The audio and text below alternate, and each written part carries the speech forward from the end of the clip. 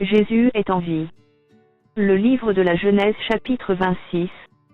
Il y eut une famine dans le pays, outre la première famine qui eut lieu du temps d'Abraham, et Isaac alla vers Abimélec, roi des Philistins, à Guérar. L'Éternel lui apparut, et dit, « Ne descends pas en Égypte, demeure dans le pays que je te dirai. Séjourne dans ce pays-ci, je serai avec toi, et je te bénirai, car je donnerai toutes ces contrées à toi et à ta postérité, et je tiendrai le serment que j'ai fait à Abraham, ton père. Je multiplierai ta postérité comme les étoiles du ciel, je donnerai à ta postérité toutes ces contrées, et toutes les nations de la terre seront bénies en ta postérité. Parce qu'Abraham a obéi à ma voix, et qu'il a observé mes ordres, mes commandements, mes statuts et mes lois. » Et Isaac resta à Guérar. Lorsque les gens du lieu faisaient des questions sur sa femme, il disait, « C'est ma sœur », car il craignait, en disant « ma femme », que les gens du lieu ne le tuassent, parce que Rebecca était belle de figure.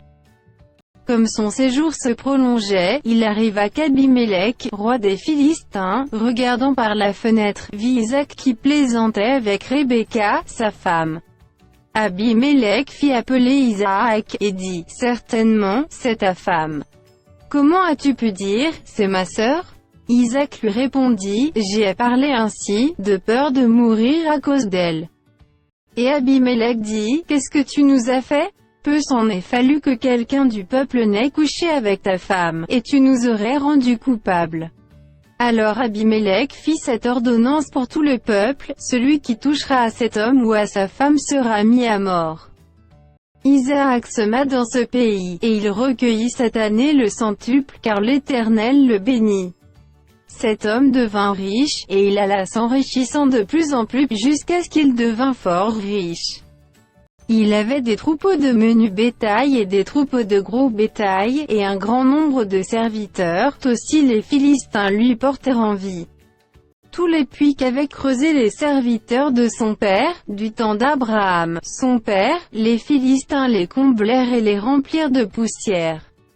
Et Abimélec dit à Isaac, « Va-t'en de chez nous, car tu es beaucoup plus puissant que nous. » Isaac partit de là, et campa dans la vallée de Guérar, où il s'établit.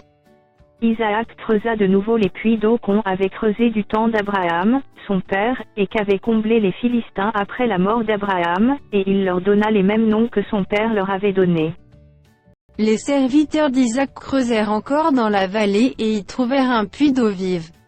Les bergers de Guérar querellèrent les bergers d'Isaac, en disant, « L'eau est à nous. » Et il donna au puits le nom d'Ézek, parce qu'ils s'étaient disputés avec lui.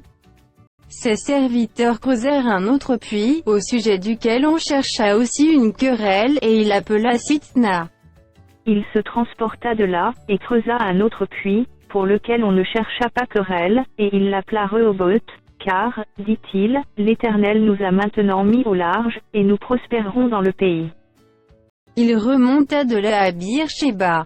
L'Éternel lui apparut dans la nuit, et dit, « Je suis le Dieu d'Abraham, ton père, ne crains point, car je suis avec toi, je te bénirai, et je multiplierai ta postérité, à cause d'Abraham, mon serviteur. » Il bâtit là un autel, invoqua le nom de l'Éternel, et y dressa sa tente.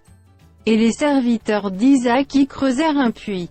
Abimélec vint de Guérar auprès de lui, avec Ahuzas, son ami, et Picol, chef de son armée. Isaac leur dit, « Pourquoi venez-vous vers moi, puisque vous me haïssez et que vous m'avez renvoyé de chez vous ?»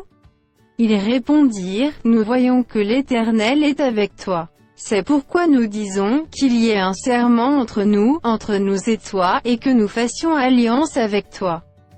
Jure que tu ne nous feras aucun mal, de même que nous ne t'avons point maltraité, que nous t'avons fait seulement du bien, et que nous t'avons laissé partir en paix. Tu es maintenant béni de l'Éternel. » Isaac leur fit un festin, et ils mangèrent et burent. Ils se levèrent de bon matin, et se lièrent l'un à l'autre par un serment. Isaac les laissa partir, et ils le quittèrent en paix. Ce même jour, des serviteurs d'Isaac vinrent lui parler du puits qu'il creusait, et lui dirent, « Nous avons trouvé de l'eau. » et il l'appela Sheba. C'est pourquoi on a donné à la ville le nom de Beer-Sheba, jusqu'à ce jour. Ésaü, âgé de 40 ans, prit pour femme Judith, fille de Béri, le Héthien, et Basmath, fille d'Élon, le Héthien. Elles furent un sujet d'amertume pour le cœur d'Isaac et de Rebecca.